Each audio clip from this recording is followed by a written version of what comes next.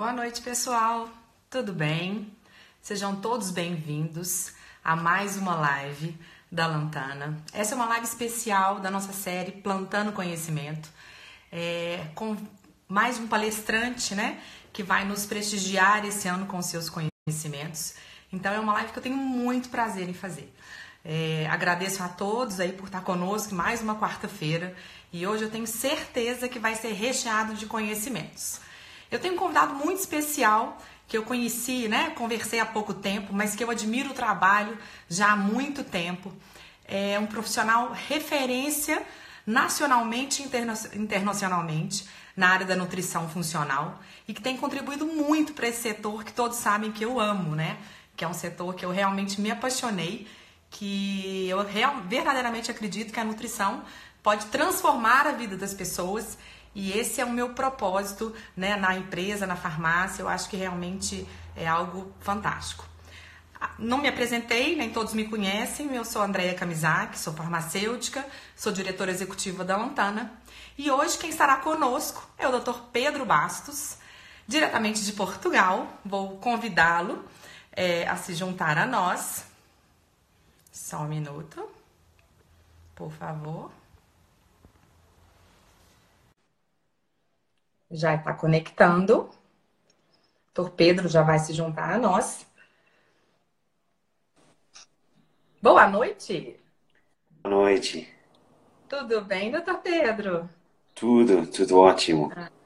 É um prazer tê-lo aqui conosco. Obrigado por ter aceito, né, o convite da Lantana, por estar compartilhando com a nossa audiência e seus conhecimentos. Eu realmente agradeço imensamente.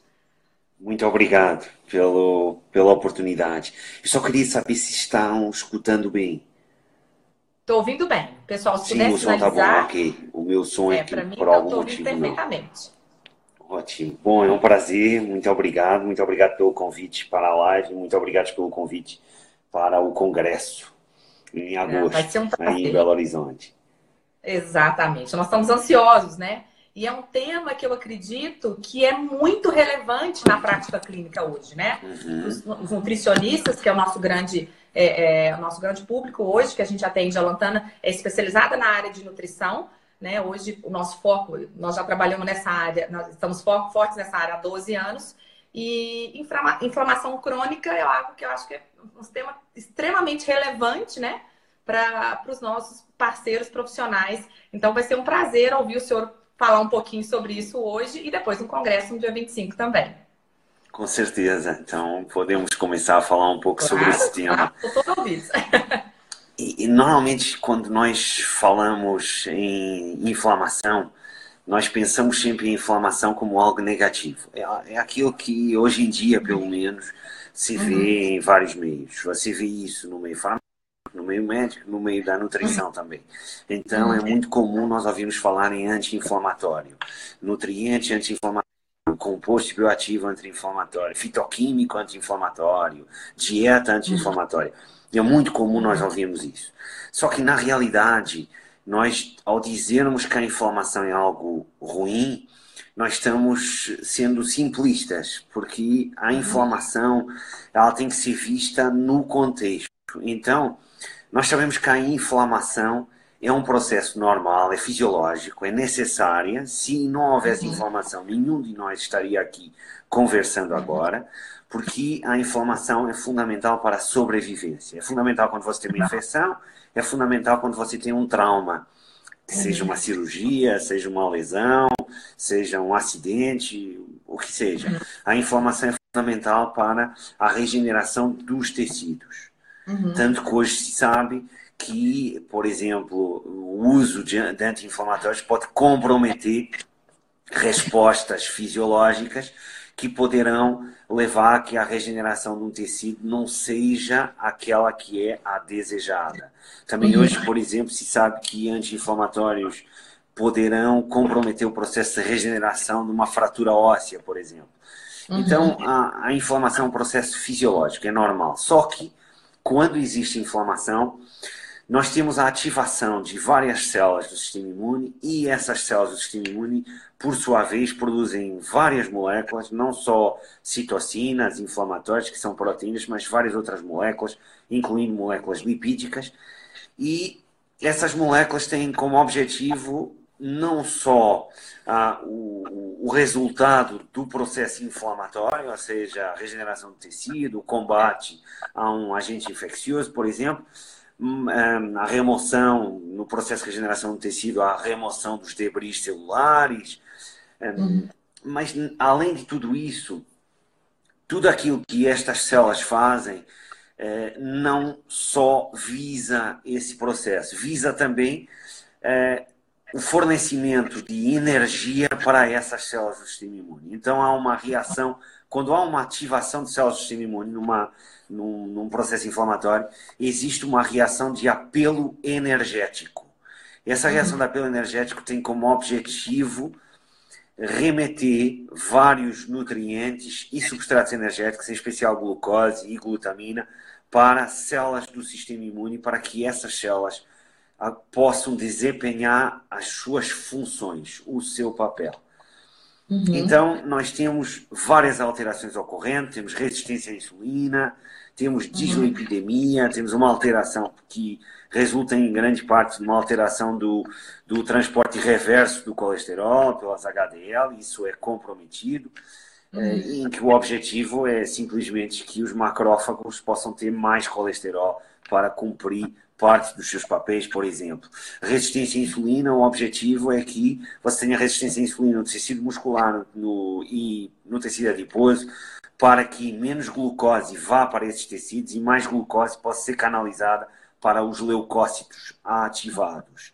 Além disso, você tem resistência à insulina no fígado, o que é vantajoso, porque quando há resistência à insulina no fígado, você tem um aumento da neoglucogênese, e isso leva um aumento da neoglucogênese e isso vai levar a que você tenha maior saída de glucose do fígado, mais uma vez para quê? Para fornecer energia para estas células que necessitam. Você tem uma degradação, tem um aumento do catabolismo proteico no tecido muscular, com o objetivo de, em primeiro lugar, fornecer glutamina para as células do sistema imune, em segundo lugar, fornecer aminoácidos que possam ser utilizados na neoglucogênese pelo hepatócito para produzir mais glucose.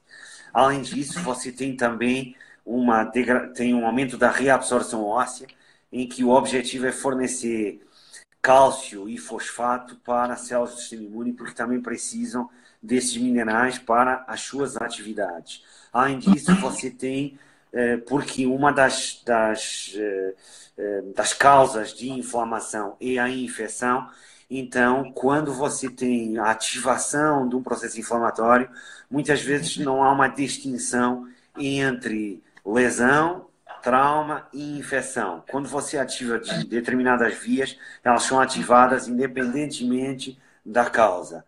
E isto pode levar, por exemplo, a que você tenha uma diminuição da absorção de ferro e uma diminuição da recaptação de ferro depois do eritrócito da hemácia, quando entra em apoptose, ela através dos macrófagos do baço, a hemácia vai ser removida e o ferro que está na hemácia vai sair do macrófago através da ferroportina, sai para poder ser novamente incorporado na transferrina e se transportar para os locais, para os tecidos que necessitam de ferro, como a medula, por exemplo.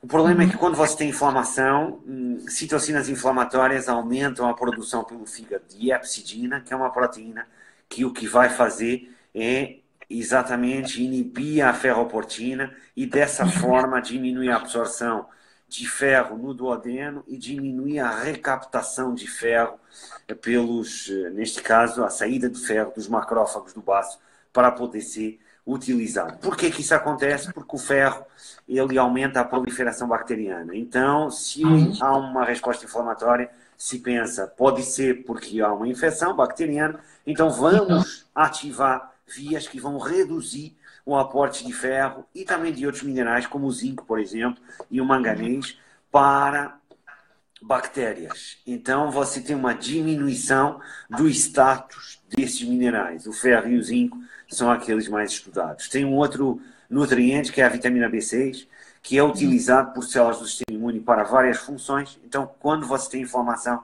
você tem uma saída também de uma forma de vitamina B6, o piridoxal-fosfato, que é a principal forma presente no plasma, que sai do plasma e vai para os leucócitos. Então você tem uma diminuição das concentrações de piridoxal-fosfato no plasma e isso pode significar que outros tecidos que necessitem desse nutriente não possam obtê-lo. Então você tem também um comprometimento do status de vitamina B6.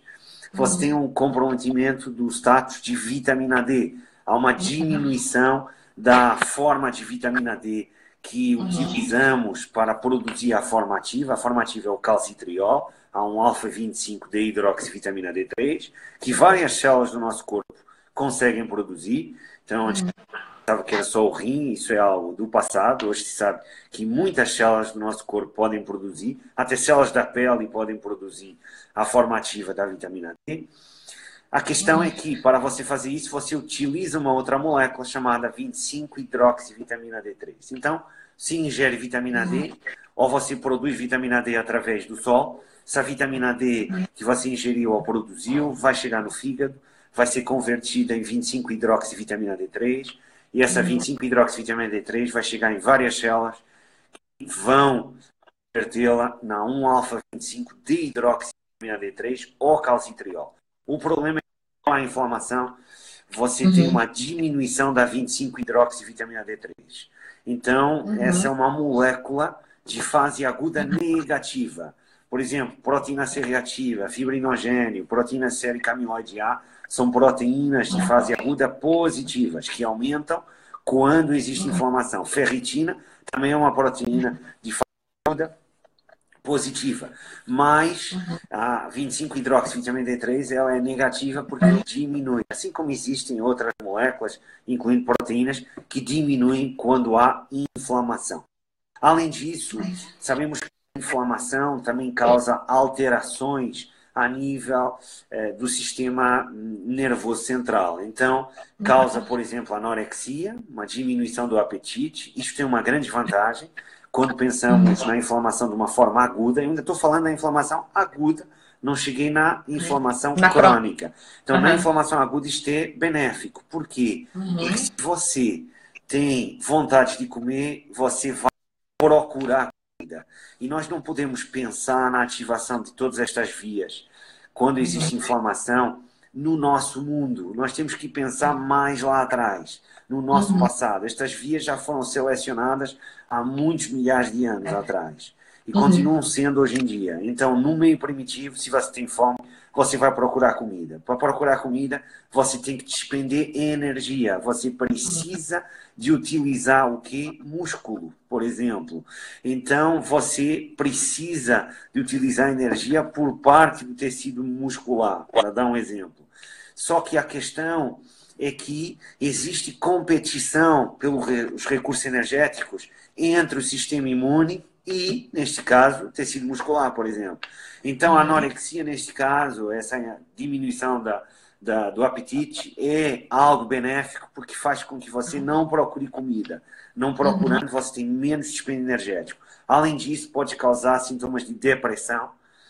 Sabemos os mecanismos, até se ativa uma enzima que leva a que o triptofano se convirta em quinurenina, então você fica com menos triptofano para poder ser convertido em serotonina, por exemplo. E isto tem várias implicações. Uma delas é que se você tem sintomas de depressão, que na realidade se chamam sintomas característicos da conduta do doente, é o sickness behavior em inglês.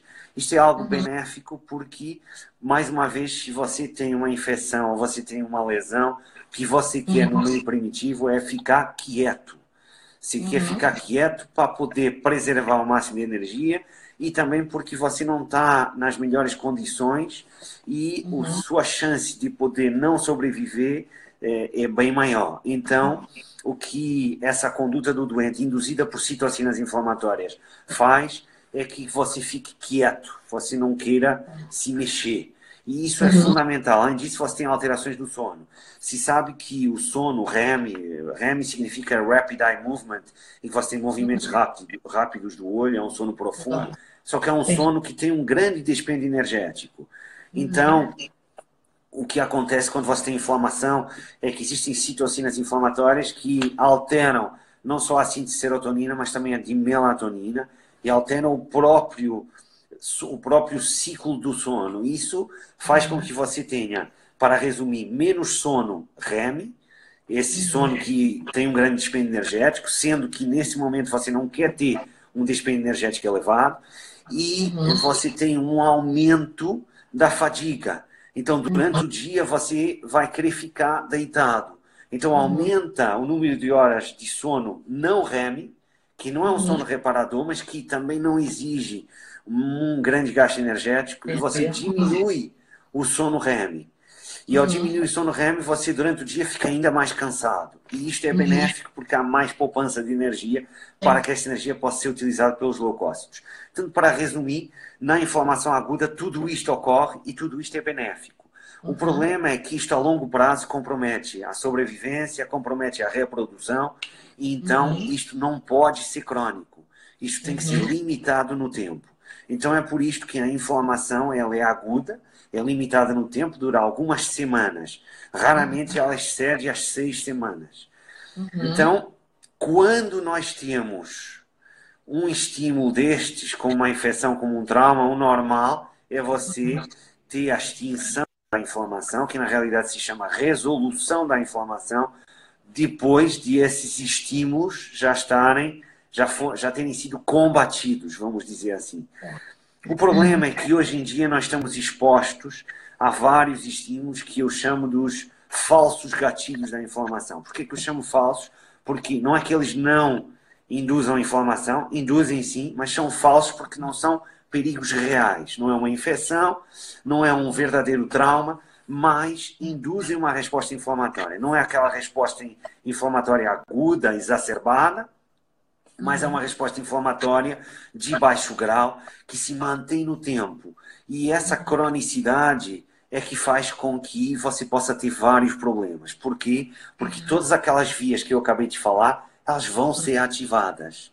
Mesmo que não seja na mesma intensidade, elas vão ser ativadas. E apesar de não ser na mesma intensidade, elas vão ser ativadas e muitas vezes ao longo de anos, de forma crônica. Então você tem resistência à insulina. A resistência à insulina pode levar à hiperglicemia, pode levar à dislipidemia, aumento da pressão arterial. Então, a síndrome metabólica, diabetes tipo 2.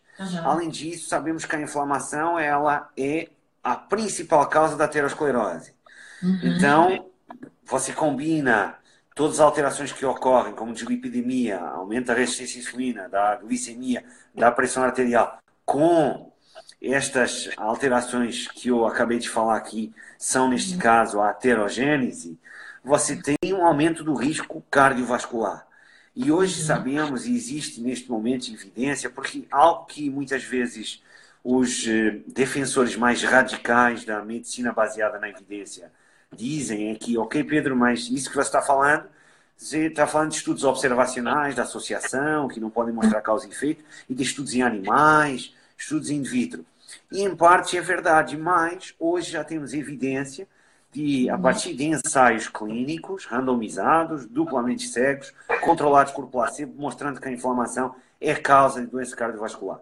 Temos um estudo já antigo que já dizia isso, que era o Júpiter, era um estudo com estatinas, que mostravam que um dos efeitos das estatinas, além da diminuição do colesterol de LDL, era a diminuição da proteína C reativa, que é um marcador de inflamação. Além disso, temos um estudo muito mais recente, foi publicado o ano passado, e esse estudo publicado o ano passado, penso que no New England Journal of Medicine, penso eu, e esse estudo é o estudo Cantus, é um estudo que utilizou um biológico são fármacos que quem é médico e farmacêutico conhece melhor, são fármacos que o que fazem é inibir citocinas, como o TNF-alfa, interleucina 6 ou a interleucina 1 beta.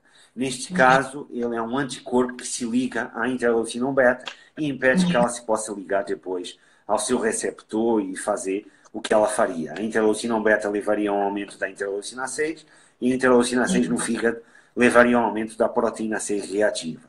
Sabemos que a proteína C reativa, e já estudos do professor Paul Ridker tinham mostrado isso há muitos anos atrás, proteína C reativa acima de 3 miligramas já é considerada, já é considerado, quando alguém tem a proteína C reativa acima de 3, uma pessoa com um risco elevado de doença cardiovascular. Então, já se sabia isso. E este estudo o que fez foi tentar provar essa teoria através de um ensaio clínico que utilizou este fármaco. E houve uma diminuição do risco de um segundo infarto, então houve uma diminuição do risco de morte, a diminuição do risco de angina. Então isso mostrou claramente que a inflamação é causa de doença cardiovascular. Então temos essa evidência. Então hoje já não existe assim tanta controvérsia sobre isso, se é que existe ainda alguma. Depois nós temos a questão toda da resistência à insulina, diabetes tipo 2 que eu falei. Sabemos que pessoas com doenças autoimunes que se caracterizam por inflamação crônica, como artrite reumatoide, psoríase, por exemplo, têm um aumento do risco de diabetes tipo 2 e de síndrome metabólica. Existem mais pessoas nos grupos que têm estas doenças com síndrome metabólica e diabetes tipo 2 do que nos grupos de pessoas saudáveis utilizados em vários estudos. E mais interessante, o uso, mais uma vez, destes biológicos, destes inibidores de citocinas, como o TNF-alfa, eles melhoram a sensibilidade à insulina nesses pacientes. Então, temos também prova de que a inflamação é uma causa de resistência à insulina. Depois, também podemos ter a questão da depressão. Sabemos que a inflamação é uma das causas de depressão. Obviamente não é a única, todas estas doenças são multifactoriais, mas é uma causa de depressão, uma causa de sarcopenia, uma causa de osteoporose. Está envolvida em vários tipos de câncer. Hoje sabemos isso. Sabemos que exacerba a osteoartrose e os sintomas de osteoartrose. E sabemos, além disso, que a inflamação pode causar anemia e deficiências nutricionais, como o refluxo. Mas algo muito interessante, que é mais recente, é que começamos a ter evidência que quando alguém tem inflamação crônica de baixo grau, essa pessoa tem uma pior resposta do sistema imune adaptativo. Então, a resposta a vacinas e a resposta a uma infecção viral, por exemplo, é pior, é menor, é menos eficaz. A resposta do sistema imune quando existe uma infecção. Então, em pessoas que têm inflamação crônica de baixo grau, a sua resposta é pior. No fundo, é como se, quando você está constantemente estimulando uma célula com uma citocina, isso faz com que, de algum modo, a célula se torne algo resistente à ação de outras citocinas. Então, é um pouco como uma história que não sei se no Brasil é conhecida, que é a história do Pedro e do Lobo. Utilizando o meu nome, que é o garoto que dizia, sempre brincando, dizia o lobo na aldeia onde ele vivia, vem aí o lobo. E todo mundo se preparava para o lobo porque ia atacar os rebanhos.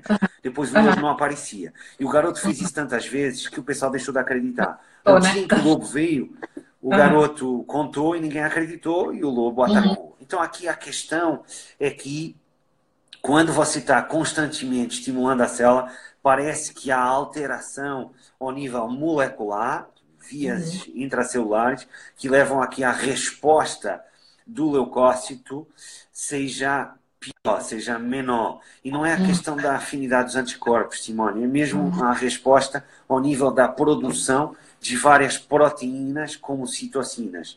Então é uma pior resposta. Não, mas não é a questão da afinidade dos anticorpos. Depois, como agora não temos tempo, e como eu conheço, eu posso passar alguns sobre isto. Mas então, essa é uma outra consequência da inflamação crônica. Existem várias e existirão outras certamente, algumas que neste momento não me recordo e outras que talvez eu nem conheça ainda. Agora, vem a outra questão, ok? Então, se a inflamação crônica de baixo grau é um problema, o que são os tais falsos gatilhos da inflamação que você falou antes. Esses falsos gatilhos da inflamação são estresse psicológico crônico.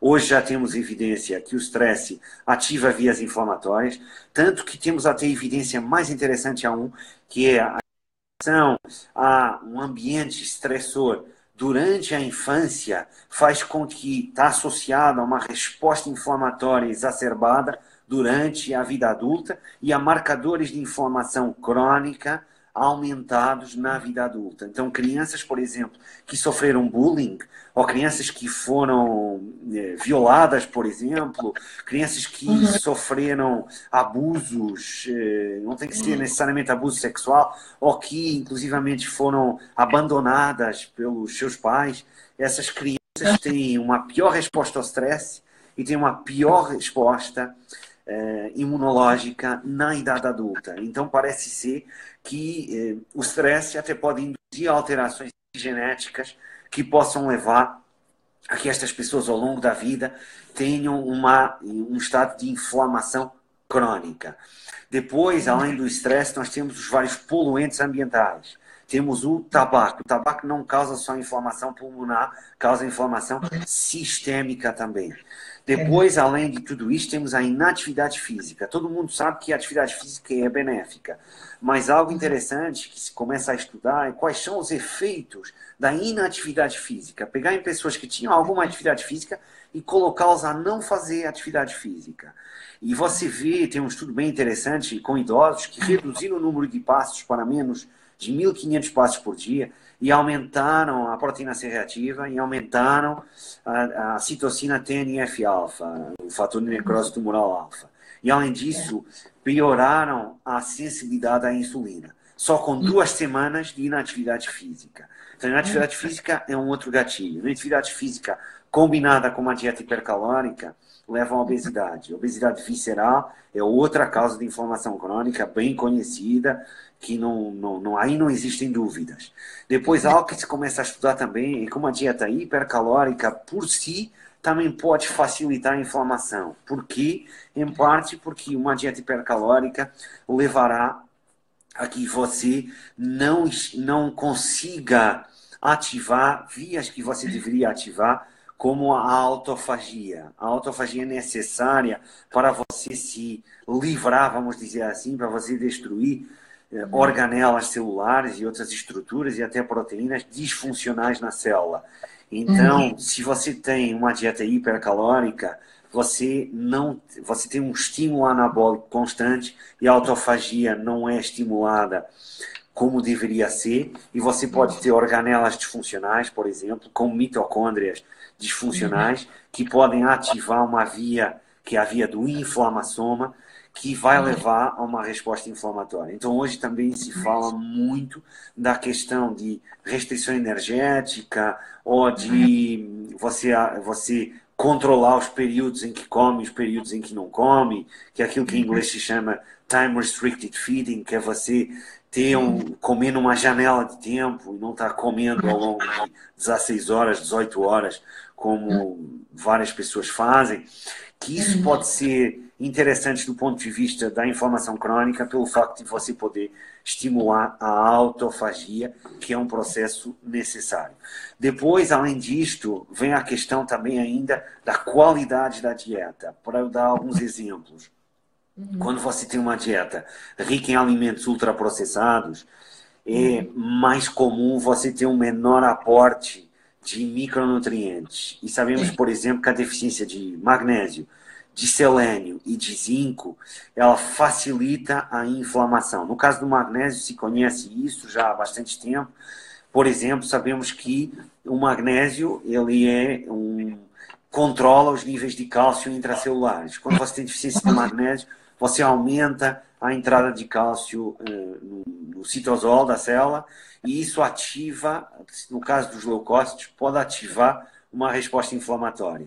Então, a deficiência de magnésio sabemos que é também um gatilho para a inflamação. Também a de zinco, também a de selênio, quer diretamente, quer indiretamente, pelo facto de serem cofatores de enzimas antioxidantes. Sabemos que estresse oxidativo, ou seja, espécies reativas de oxigênio, elas são também gatilhos da inflamação, ativam a via de um fator de transcrição que muita gente que gosta de ler sobre inflamação conhece bem, que é o fator nuclear KB.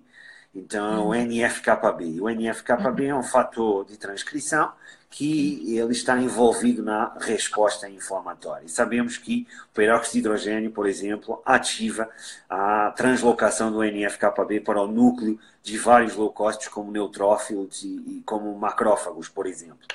E, além disto, sabemos, por exemplo, que quando você cozinha os alimentos a altas temperaturas, em condições de baixa umidade, você, como grelhar, por exemplo, fritar, leva a que você produza produtos finais da glicação e que você tenha também um aumento da formação de lípidos oxidados. Lípidos oxidados, produtos finais da glicação, ativam vias também inflamatórias em leucócitos, então são outro gatilho da inflamação.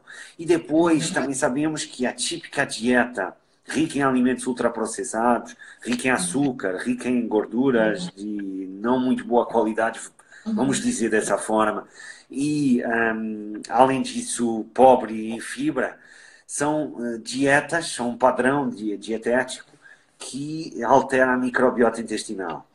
E alterações da microbiota intestinal podem levar também a que você tenha uma desregulação ao nível da tolerância imunológica. Hoje o que começa a ser um pouquinho mais consensual, apesar que muitos mais estudos são necessários, o que começa a ser mais consensual é que o mais importante você não é você procurar ter a bactéria X ou Y no seu intestino, porque nós estamos falando de muitos micro-organismos e não só bactérias.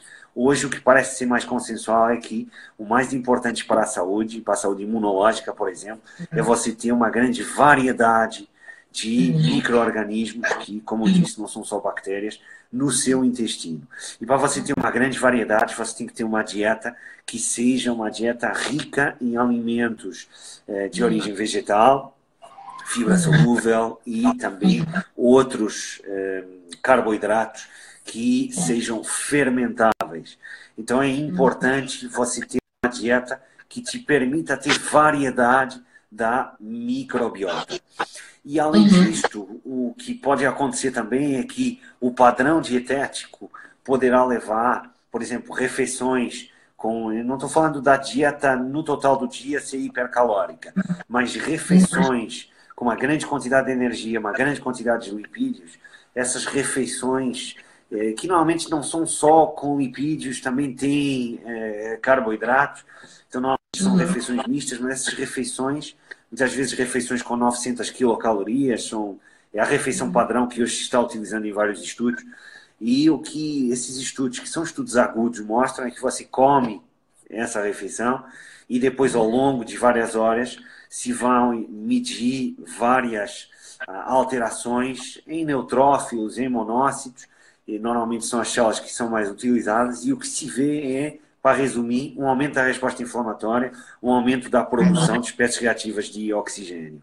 Então, essas refeições são pró-inflamatórias. E, além disso, também temos alguns estudos com esse tipo de refeições, ou só com lipídios, mostrando um aumento da translocação de LPS, que é uma endotoxina presente em bactérias gram-negativas que temos no nosso intestino, e essa endotoxina, esse LPS, que a sigla significa lipopolissacarídeo, ele é um padrão molecular que está presente nas bactérias, e quando passa para a circulação, ele pode se ligar em receptores específicos que existem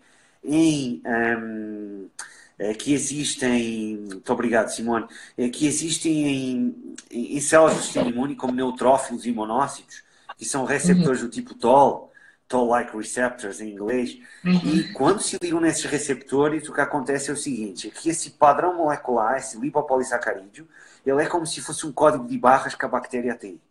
E esses receptores do tipo Toll são como leitores de códigos de barras, scanners, que estão na superfície da bactéria do leucócito, e o que fazem é ler esse código de barras para rapidamente poderem ser ativadas respostas que vão combater uma possível infecção. Mas neste caso não há uma infecção, há sim uma translocação não da bactéria, mas desse padrão molecular.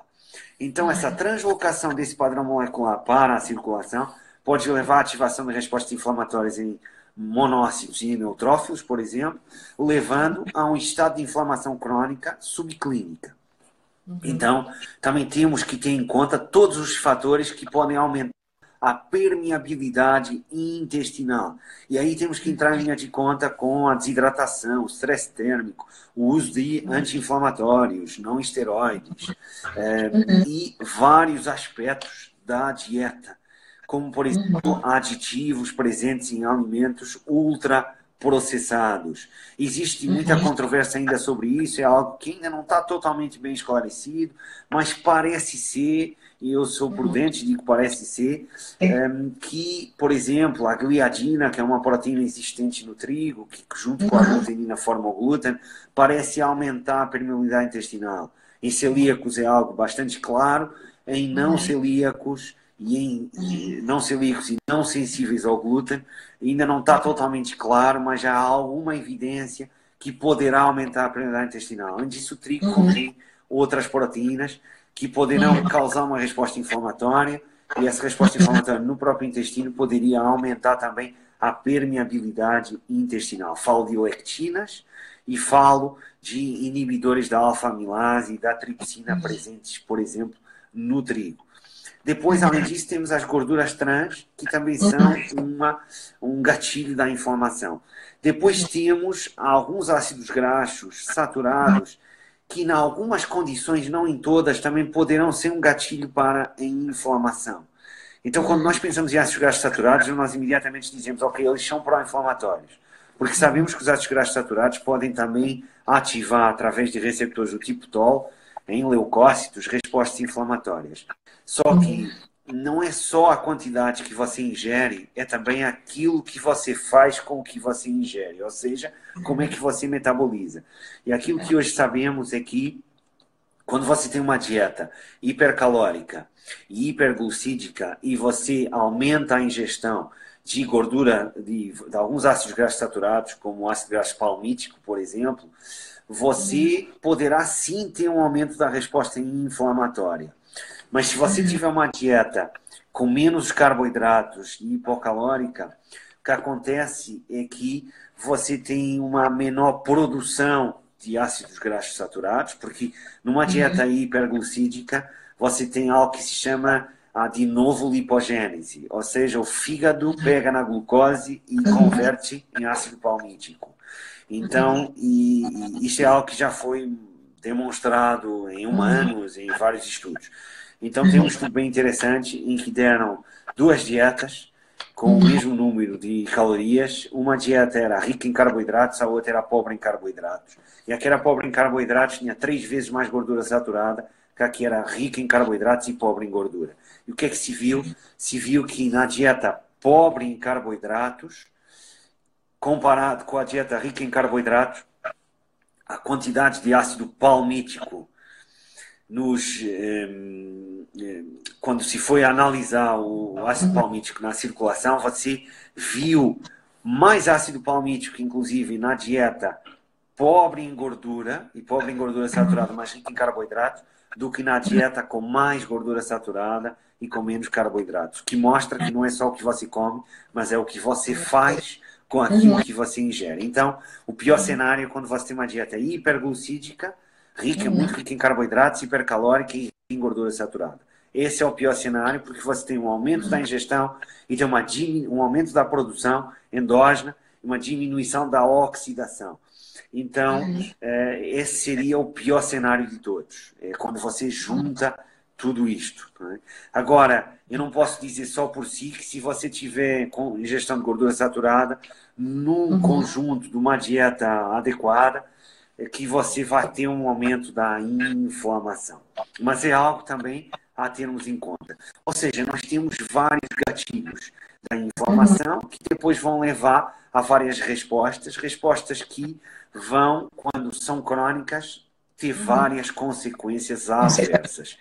E depois nós temos estratégias que podemos utilizar para prevenir que é atuando nas causas, obviamente, e também para abordar um estado de inflamação crônica. E aí entram compostos bioativos dos alimentos, de todos eles, aquele que parece ter mais estudos é a curcumina, é aquele que tem mais estudos em humanos. Em ratinhos, camundongos tem muitos estudos, mas em humanos também já tem alguns.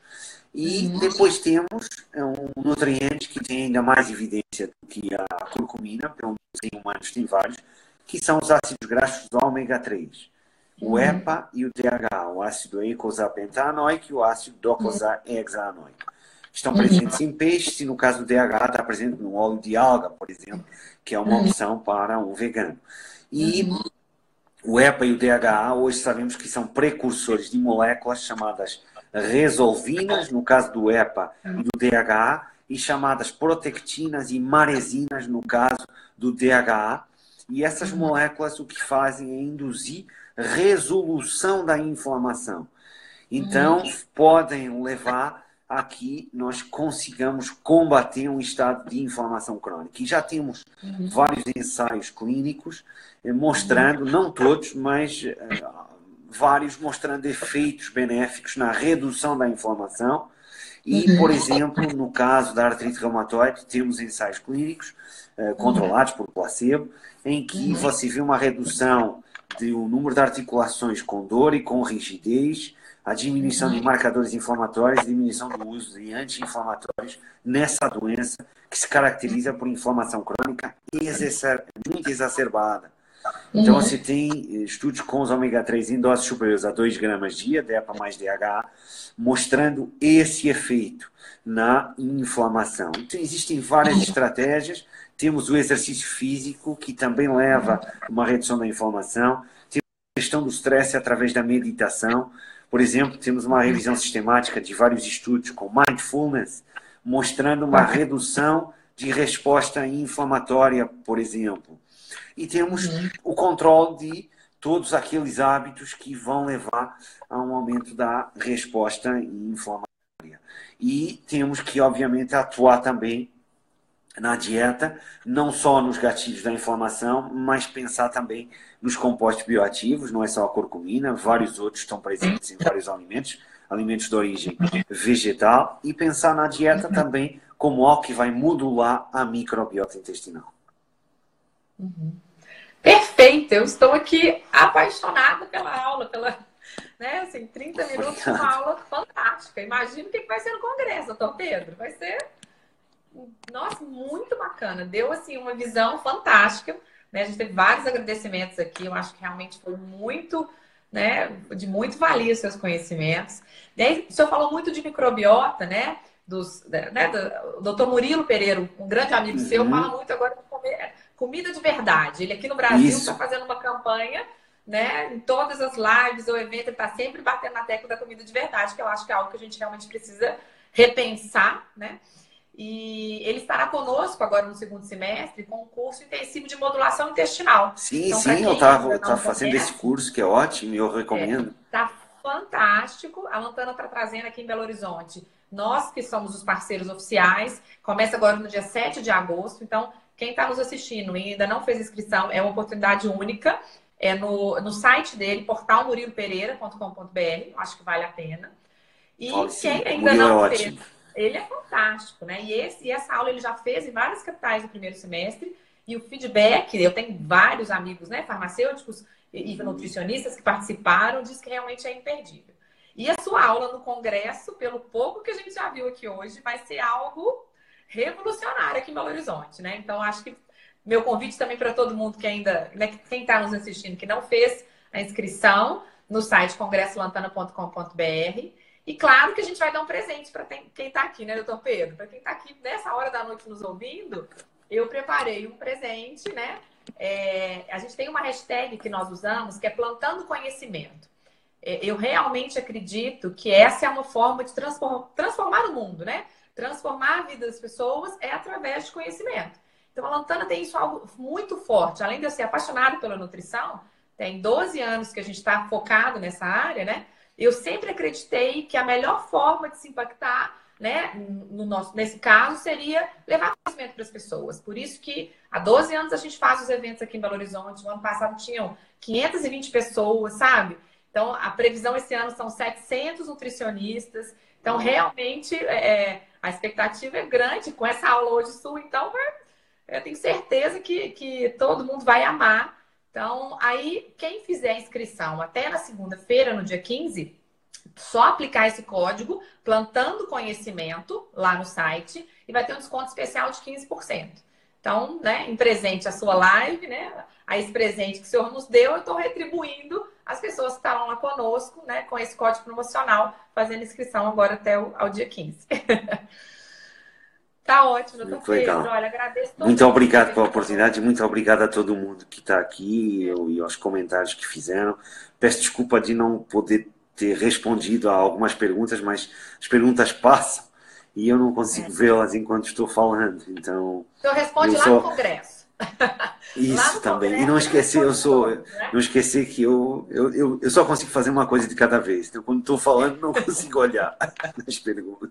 Não, mas é fantástico. Eu nem fiz perguntas, nem interrompi, porque estava realmente tão brilhante que eu acho que não precisou nem muito da minha contribuição. Então, realmente eu agradeço. E obrigado por ter aceito o nosso convite. Foi um prazer conhecê-lo. Você é uma pessoa fantástica. Igualmente. Agradeço. Muito obrigado e até breve. E até breve a todos. Muito obrigado a todos. Um abraço a todos. Boa noite. Boa noite. Tchau, tchau. Obrigado. Boa noite. Obrigada.